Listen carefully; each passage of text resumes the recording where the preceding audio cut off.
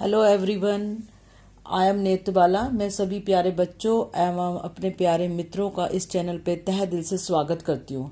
जैसा कि मैंने पिछली वीडियो में आपको रीवैल्यूएशन अकाउंट का कॉन्सेप्ट को एक्सप्लेन किया था और उससे पहले मैंने आपको एडमिशन ऑफ पार्टनरशिप के अंदर how we calculate new ratio and sacrificing ratio के बारे में भी बताया था। Accounting treatment of goodwill, workman compensation reserve and investment fluctuation reserve की भी एंट्रीज बताई थी। तो ये आपकी एमसीक्यू क्वेश्चन के हिसाब से बहुत इंपॉर्टेंट है, तो आप प्लीज देखना। आज मैं जो इस वीडियो में फोकस करने जा रही हूँ कॉम्प्रहेंसिव एग्जाम्पल लेके। कॉम्प्रहेंसिव एग्जाम्पल का मतलब कंप्लीट आपको क्वेश्चन को कैसे करना है वो मैं समझाऊंगी, लेकिन उसको समझाने से पहले मैं आपको कुछ बेसिक बातें बताना चाहती हूँ। जैसा कि मैंने आपको जो है कैपिटल अकाउंट का फॉर्मेट जो है वो प्रिपेयर करके दिखाया, आप उसको हर एंट्रीज को समझने की कोशिश करना, हाउ वी ट्रांसफर और where we transfer particular entry. तो चलते हैं पार्टनर्स कैपिटल अकाउंट का फॉर्मेट। देखिए बेटा, जैसे कि आप पहले क्रेडिट साइड में चलते हैं। आपको पता है लायबिलिटी का जो क्रेडिट बैलेंस होता है, जो लायबिलिटी में पुराने पार्टनर का जिसका राइट होता है वो पार्टनर्स कैपिटल के क्रेडिट साइड में जाएगा, ओल्ड पार्टनर में, ओल्ड रेशो में। अब स्टार्टिंग से करते हैं। सबसे पहले मैंने लिखा बाय बैलेंस ब्रॉट डाउन। आपका पुरानी बैलेंस शीट में लायबिलिटी में इनका कैपिटल का बैलेंसेस दिया हुआ है और वो आपके ओल्ड पार्टनर्स के नीचे देखो ए बी के नीचे हमने लिख दिया। अगर नया पार्टनर कैपिटल का वैसे जो कैश मिला रहा है तो उसको बाय कैश या बाय बैंक करके हमने सी के न्यू पार्टनर्स के नीचे मैंने शो करके दिखाया है। अगर आपका उसमें रिवैल्यूएशन में प्रॉफिट आता है तो आपको बाय रिवैल्यूएशन अकाउंट करके लिखना। अगर लॉस होता तो देखो डेबिट साइड में टू रिवैल्यूएशन अकाउंट करके जाएगा इफ लॉस। लेकिन ये भी ओल्ड पार्टनर्स का राइट है। अगर आपको लायबिलिटी में कोई भी reserve accumulated profit already given है पुरानी बैलेंस शीट में, लायबिलिटी साइड में ध्यान रखना, उसको ओल्ड पार्टनर्स का ही राइट है, उसको पार्टनर्स कैपिटल के बाय में हम ओल्ड रेशो में बांट देंगे। अगर न्यू पार्टनर आपका जो है गुडविल का पैसा कैश में ला रहा है तो आपको पता है कि गुडविल का पैसा लाता है कैश में तो प्रीमियम फॉर गुडविल से एंट्री होती है, तो by premium for goodwill account करके ओल्ड पार्टनर्स में आपको सेग्रीफाइसिंग रेशो में बांटना है। प्लीज ये बात का ध्यान रखना। और अगर न्यू पार्टनर गुडविल का पैसा कैश में नहीं लाता, मैंने गोल्ड स्टार बनाया हुआ, तो by new partners capital account करके हम लोग लिखेंगे। मैंने ब्रैकेट में भी लिख दिया goodwill not brought in cash. इसी की लार्जर पोस्टिंग 2 में होगी, to old partners capital account करके। देखो मैंने ऊपर गोल्ड राउंड बनाया हुआ है सीज कैपिटल में। ये तो होगी आपकी क्रेडिट साइड की एंट्रीज। प्लीज थोड़ी सी एंट्रीज इसको केयर कर लेना कैसे ट्रांसफर करनी है, वेरी वेरी इंपॉर्टेंट है ये आपके लिए। अब डेबिट पे चलते हैं।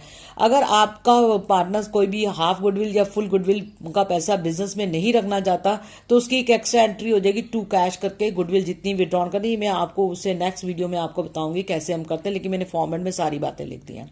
अगर लॉस होता है ऑलरेडी मैं बता चुकी हूँ। और आपकी पुरानी बैलेंस शीट में अगर एसेट साइड में, क्योंकि एसेट्स का डेबिट बैलेंस होता है, that is why we transfer to the debit side of partners capital. Already goodwill दी हुई है, एक्यूमुलेटेड लॉसेज दिया, ये डेफर्ड रेवेन्यू एक्सपेंसेस दिया, उसको आपको 2 में ओल्ड पार्टनर्स में ओल्ड रेशो में बांटना है। फिर इनको जो है पार्टनर्स को बैलेंसिंग फिगर जो है कैपिटल को कैरी डाउन करके बराबर कर देंगे। तो आपको ये मैंने एक बता दिया। उसके बाद जो सेकंड में आपको बताने जा रही हूँ उसमें फोकस आपने करनी प्लीज। ये भी मैंने आपको लिख के बताया हुआ कि जब हम बैलेंस शीट की प्रिपरेशन करते हैं तो कौन कौन से पॉइंट को ध्यान रखना। सबसे पहला है कि कोई भी अनरिकॉर्डेड एसेट्स और लायबिलिटी लिखी हो नीचे एडजस्टमेंट में तो उसको न्यू बैलेंस शीट में जरूर शो करना है। Number 2 point, goodwill reserve and accumulated profit या लॉस जो ऑलरेडी आपकी लायबिलिटी साइड या एसेट साइड में कुछ भी गिवन था, जो हम ओल्ड पार्टनर्स में ऑलरेडी पार्टनर्स कैपिटल में बांट चुके हैं, उसको दोबारा से न्यू बैलेंस शीट में नहीं दिखाना, क्योंकि वो अब हमारे पास खत्म है, इस समय वो हम दे चुके हैं। और ऐसी एसेट्स और लायबिलिटी जो भी रिवैल्यूड हुई है हमारी, चाहे इंक्रीज हुई या डिक्रीज हुई है, उससे मॉडिफाइड वैल्यू से हमने शो करना है। लास्ट में जो 4th पॉइंट है कि आपका अगर किसी की कोई वैल्यू चेंज हुई तो उसको एज इट इज ही हमने शो करना है। जैसे आपका क्रेडिटर की वैल्यू मान लो 10,000 पुरानी बैलेंस शीट में दी थी, उसकी नीचे कोई एडजस्टमेंट नहीं है तो उसको as it is new balance sheet में शो ऑफ करेंगे। नेक्स्ट जो हमारा बैलेंस शीट में आता है कैश आता है। कैश को वो निकालने के 2 मेथड है। एक तो स्टेटमेंट फॉर्म में, जैसा कि मैंने इसमें लिख के ही दिखा दी, कैश इन हैंड में आपका जो भी पहले से कैश दिया हुआ वो दिखाया। फिर जो न्यू पार्टनर कैपिटल का पैसा कैश में ले रहा है, goodwill brought in by new partner लिख दिया, कैपिटल और गुडविल दोनों को ऐड करना है। और कोई पार्टनर अगर कैपिटल का पैसा विड्रॉ करता है तो उसको हम माइनस कर देते हैं। इस तरीके से भी आप कैश को निकाल सकते हो और आपको मैं अकाउंट में भी दिखाऊंगी जो अभी बताती हूँ नेक्स्ट उसमें। अब चलते हैं जल्दी से, ये मैंने मेन बातें बता दी हैं कि जो आपको फोकस करनी है। उसके बाद आपको कंप्रहेंसिव जो है प्रॉब्लम एग्जांपल मैंने लिया है, वो प्लीज का स्क्रीनशॉट ले लो, क्योंकि मैं आपको डिटेल नहीं बता रही इसकी, केवल बता रही ए बी पार्ट है, 2:3 रेशो है। आपको बैलेंस शीट दिया, एसेट्स लायबिलिटी में आइटम दिए हुए हैं।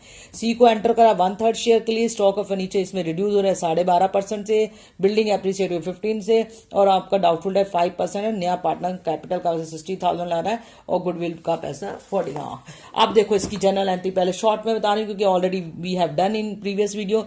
आपका पैसा गुडविल का पैसा कैश में, bank to C's capital to premium 1,60,40,000। फिर सेकंड एंट्री होती है premium for goodwill to A B, आपका 40,000 को 16,000-24,000 में इन सैक्रिफाइसिंग रेशो में बांट दें। इसमें निकालने की जरूरत नहीं है, आपको केसेस देखने हैं किस में जरूरत है किस में नहीं है।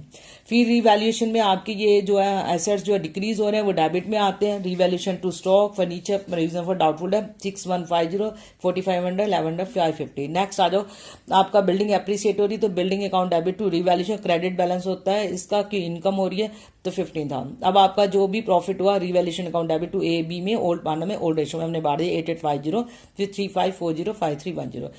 अब नेक्स्ट मैंने बैंक अकाउंट भी इसी में आपको शो करके बताया हुआ है कि बैंक में अब जो है पहले से ऑलरेडी जो है बैलेंस दिया था, टू बैलेंस ब्रॉड ऑन 23,850 लिखा, फिर नया पार्टनर 60,000 का कैपिटल आ रहा था, टू सीज कैपिटल, गुडविल का पैसा वो कैश में आ रहा था, to premium for goodwill account, और बाय बैलेंस कैरी डाउन करके हमने बैलेंस कर दिया 1,23,850। ये आपका होगा। उसके बाद आप फोकस करो, मैं कर रही रिवैल्यूएशन अकाउंट भी आप पहले सीख चुके हो, दोबारा थोड़ा शॉर्ट में बता रही हूँ। जो भी ऐसा डिक्रीज होते हैं हमें पता है वो डेबिट में लिखते हैं। Stock 4500, furniture 1100, provision for doubtful debt 550। आपकी एसेट्स जो इंक्रीज हो रहे हैं बाय बिल्डिंग अकाउंट 15,000।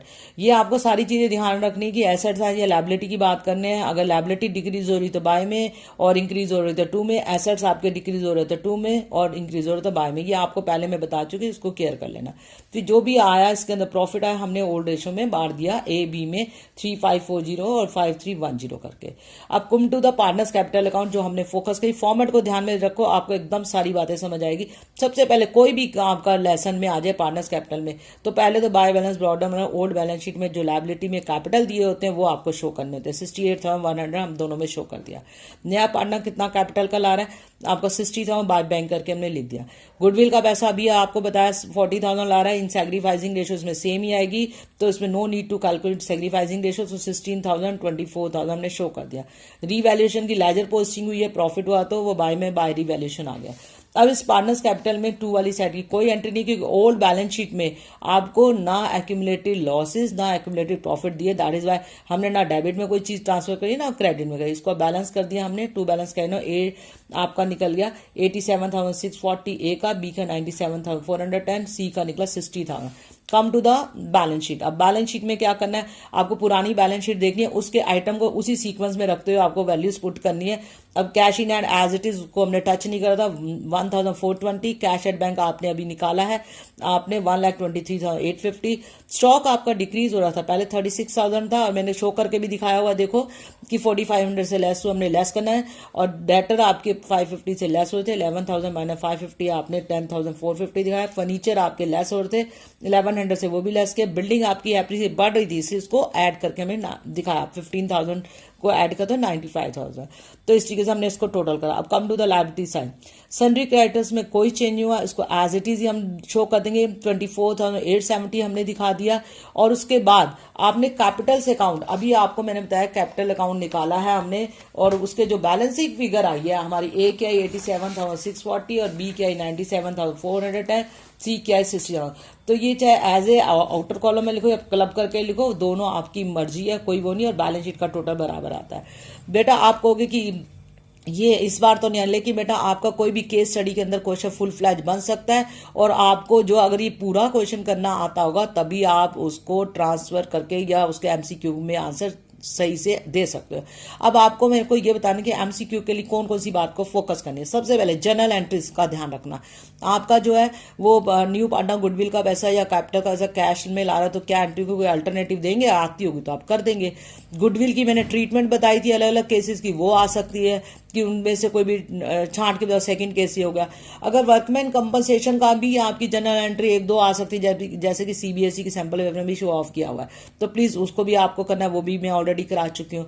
रीवैल्यूएशन की भी आपके उसके अंदर क्वेश्चन दिए हुए हैं, आपके एमसीक्यू में क्वेश्चन पूछे जा सकते हैं कि आपकी कोई भी वैल्यू, पूरा क्वेश्चन दिया होगा और फिर आपको अल्टरनेटिव दे दिए जाएंगे, तो आपको आता होगा तभी तो निकालेंगे कि आपको कौन सी चीज डेबिट होगी, कौन सी चीज क्रेडिट होगी, कहाँ शो किया जाता है, कितना अमाउंट आएगा। तो ये सारी चीजें आपके एक तो रीवैल्यूएशन की पूछी जा सकती है। पार्टनर्स कैपिटल की भी पूछी जा सकती है कि इस रिजर्व को कहाँ शो किया जाता है, जो आपके न्यू ओल्ड बैलेंस शीट में लायबिलिटी में दिया है या एसेट्स में कोई दिया हुआ है, तो उनकी एंट्रीज आपसे पूछी जा सकती है। कोई बैलेंस शीट का आइटम पूछा जा सकता है कि ये वैल्यू जो है आपकी रीवैल्यूट करके कहाँ जाएगी, लायबिलिटी में एसेट में कितनी जाएगी।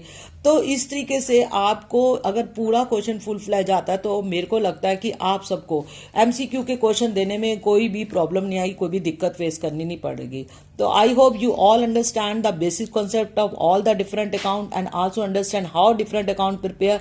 यदि आपको मेरी वीडियो अच्छी लगी हो तो प्लीज आप like, subscribe, comment and share करना ना भूलें, क्योंकि इससे हमारा मनोबल भी बेटा बढ़ता है और हम इससे अच्छी वीडियो बनाने की कोशिश करते हैं। जल्दी ही मैं न्यू वीडियो में आपसे मिलती हूँ। Thanks for watching my video.